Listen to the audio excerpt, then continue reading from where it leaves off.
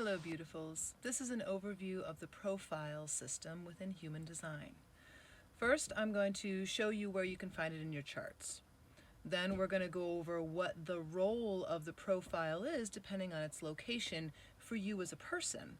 And then we're going to talk briefly about its role in the overall view of how we can see the world move and work and how we are all here to play a pivotal role. And then I'm going to talk just briefly about the individual 6 different types that are found within the human design system of profiles. There'll be other videos to come down the line that go in depth into each one of them.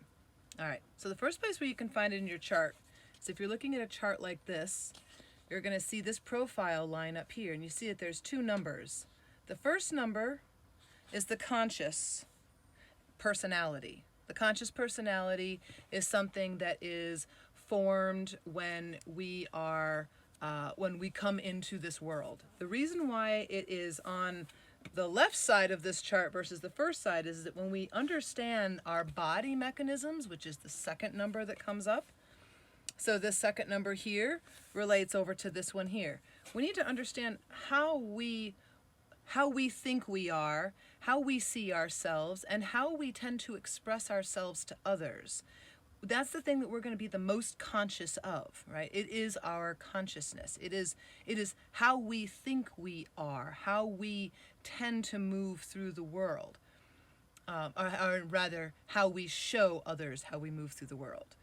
The second aspect of it, the second number to come in the profile, and the one that is over on the right-hand side, represents the design or the body. It is a representation of how this vessel that houses the personality and houses our spirit, how that moves through the world and what it's here to engage with, okay? So that's where we can find it in our chart, so we can kind of see where this is coming from. So now let's take a peek at how and where those 2 aspects really play a role in our design and how we can begin to explore how we see it. The first thing that's easiest to notice is the conscious side of things, the conscious personality, and so that's going to be the first number in your chart. For example, my profile is a 2-4, and so my first number, that 2, that line 2, that's a hermit, is what is. It's what I think I am. It is my passenger. It is the thing that is attempting to try to take control of the situation, and my work gets to be to understand and respect that part of me, but not necessarily let it think that it's the thing in control. All right. What happens is I need to follow my body mechanisms moving through the world. My body, as the line 4 opportunist, tends to light up when I'm around other people, right? There's that line that has the connection with needing to make network connections happen. I digress. Let me get back to the basis of things. With conscious personalities, we need to respect our personality, but not let it take the driver's seat. The unconscious design, or the body, the vehicle, is what we need to honor. You know, we talk about honoring our bodies. It's not only just this physical outside skin, but it is the electromagnetic attraction within us that attracts us to certain situations, repels us from situations. And if we understand how this vehicle, this skin bag that we live in, is designed to move through the world, we can be a little less harsh on ourselves sometimes. We can be a little bit more understanding of ourselves and each other, especially the other person bit. You know, like many of us are designed to explore our own reality first. Some people are designed to understand and explore others' realities in more of a focused way. Either way you look at it, it is important to understand yourself, and it is important to understand others that we are in relationship with. Because if we only understand ourselves but have no comprehension of that which is around us, then we lose the ability to relate in this world. And we are not each islands. Our measure of our success in being able to move through this life in the mission that we've been given is a measure of whether or not we are able to respect one aspect of ourselves and honor another aspect of ourselves. Okay, so that's kind of the general breakdown between the two. As you look at your charts, you'll see a lot of black and red gates that are in your chart. This chart is black and white, so you can't really see it too much. But all these different little half lines and even the solid ones, you're going to see red and black scattered throughout this whole body graph. All of the lines that you see that are black are related to the conscious personality.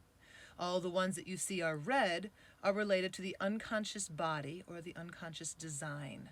You'll see the design and personality labels on those little columns, and they relate to that whole transcript of where these large celestial bodies were when you were being formed and when you were being born.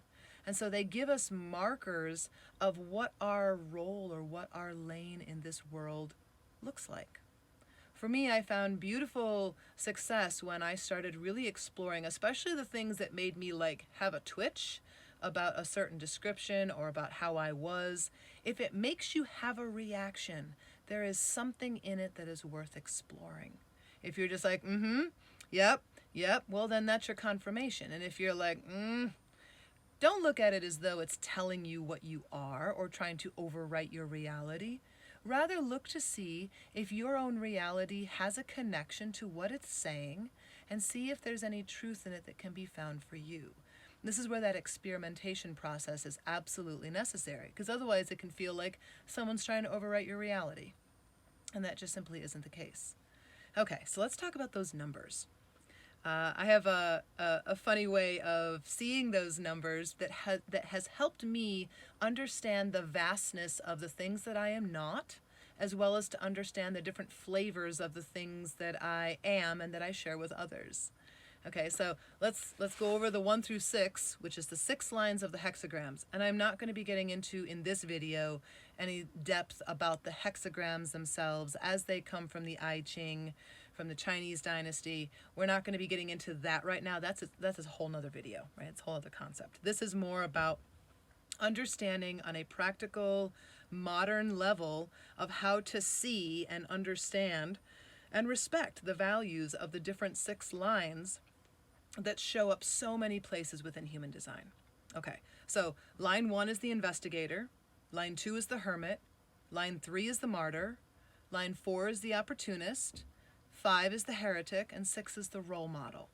And so I have this relating system where I have used the Star Trek system to give me a respect for understanding how much like different species we can be within those line profiles, right? So the investigator, the investigative profile becomes, in my mind, kind of like in that Star Trek world, the humans.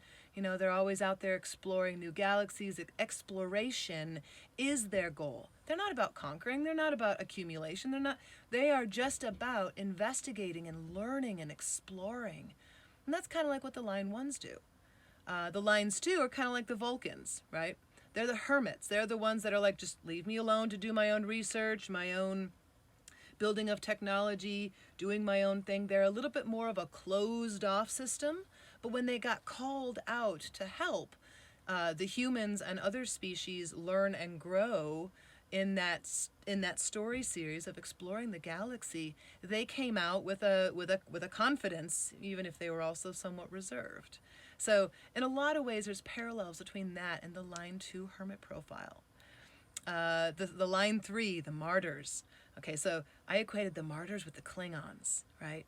They're very sensitive folk, and they're also, they make and break bonds. They're going to war one minute, and then they're creating bonds within their tribe and their clan, and you know, they have a deep camaraderie and a sense of loyalty, and in just the same minute, they can turn their mind and break that bond and disconnect. And what they are learning is what doesn't work. That's really what they're learning. And that is a deep foundational aspect that none of the other lines really work with. And while that can feel sometimes a little miserable, right? Some people have looked at the Klingon dynasty and been like, yeah, I don't know what their value is. But the thing is we get to look and see what values there are to be had with those line 3s, both within ourselves and within each other. Line 3s are very sensitive, beautiful folk. They have a deep connection to that empathy line, to that wanting things to work out. They'll often take responsibility for something that wasn't even their fault, right? they are just trying to get through, right? That line 3 also plays a pivotal role in the line 6, the role model, in its three-part stage in life. So line 3 is the first stage in their life. So it'll come up again a little bit later. The fourth line is the Ferengis. They're the opportunists, right? They're all about acquisition and the networking and the connection between people, making deals. There's a bit of a manipulation in the system, and it's don't take this like the Klingons. Don't take it personally, as in you're being pooed on. That's not all your value is. It's just a way of looking at how they work, right? So if the Klingons were all about territory, protecting their territory, and acquiring more of an understanding in life, then the Ferengi are more about acquisition. They're about acquiring. And the line 4s are about acquiring a network, being able to have a stability and a sort of a relationship with others that allows them to move information along. Right? I kind of equate the opportunist to being like a hammock that hangs between two trees. It's an unstable sort of personality. Not that it can't be very stable, but it's also very vulnerable in that sense. It's kind of like the glue that helps to hold the other profiles into this sort of a warm, fuzzy place. They're all about being friendly, right? And so some of the Ferengi in the Star Trek system very much had that level of friendship, family, camaraderie, and that was really important to them. Then we move on to the line 5s, the heretics, and I related them to the changelings, right? They had a deep ability to oversee. They were highly intelligent. They could see some of the things that were needed in life, and they also kept back a little bit. They had a bit of a restraint to them because people would project onto them what they thought they should do, and that didn't feel right to them. So they sort of kept in the background until it was necessary to step forward, and one of them did and became a strong, staunch supporter in that Star Trek world, and later had to meet with the rest of the heretics or the changelings and sort of have it out. So there's a uniqueness found in that aspect of things, and that was, oh gosh, I can't think of his name in the moment. If I remember it, I'll put it in the comments later, the name of the particular changeling that was the one I'm thinking of. And then the role 6. So I can't remember the name of the species that Whoopi Goldberg played in Star Trek, but she was the last of her species, or very close to the last of her species. And she represents to me that role model aspect. The first few years of her life were really, really, really tumultuous. Life was banging into her, right? Much like the line 3s, which is the first stage of the line 6. And then she goes away and she becomes a bartender. And she's the bartender that the captain goes to talk to gain a sort of top-down perspective and gain perspective on something that feels rather complex. And then as she moves through life, she becomes a very trusted advisor and sort of gets called off that roof and begins to respond to the things that are around her for as long as she can. So yeah, just a little mini exploration into what those different lines are and what their values are. And my personal silly fun system of relating them to a commonly known pop culture reference. Another thought I wanted to share with you was on they talk about the 1 through 3 being on the lower trigram and the 3 through 6 being on the upper trigram. So better played it would be if I did this. So this is 1, 2, and 3, 4, 5, and 6, right? This lower trigram, the 1 through 3, is concerned with that inner world. Their reality is really quite inward. It's not so much about taking in the outside world in a conscious or even in an unconscious way.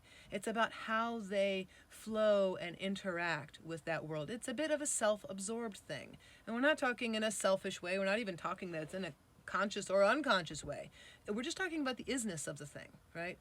it's about their world. And when it's about that world for them, when we're looking at the upper trigram of things, then we get to see how this side of things plays a role with the interpersonal world. That lower trigram it's not rushing to externalize. It's very much in its own world, churning and learning and researching and being in its own reality, and then also experiencing being bumped in by other people's realities. That's kind of the 1, 2, and the 3, right? In the upper trigram, the 4, 5, and 6, that's a very outer directed transpersonal experience. That is where for them it is essential to share with others. That line 4, the opportunist, the line 5, the heretic, and the line 6, the role model. They have a deep value, a life imperative, a being imperative to bring information and share it with others. Now, of course, that 1 through 3 profile is really not about taking in a lot of things from other people. So when we start to meet people out in the world and we realize that some people are really open to how we are, it might be wise to look at that, So me personally, I am one of each. I have 1 in the lower trigram and 1 in the upper trigram. If you're a 1-3, you're both of your personality and your design are sitting in that lower trigram. If you're a 5-1, if you're what would be another dynamic? I'm blanking on it in this moment. I know that 6-2s, I'm going to skip that for a moment. Let's see, where else do I want to go with this? Overviews of profiles. I think I'm going to call it right there for the moment. I will begin to break down into the individual videos for the profiles after this. Much love, beautifuls. My name is Rainey Ford. I'm an herbalist and inner cartographer, founder of Nematon and Mountain Woman Medicine. If you are interested in purchasing herbal medicines or discovering your inner mapping, please visit my website in the description below. Have a wonderful day, beautifuls.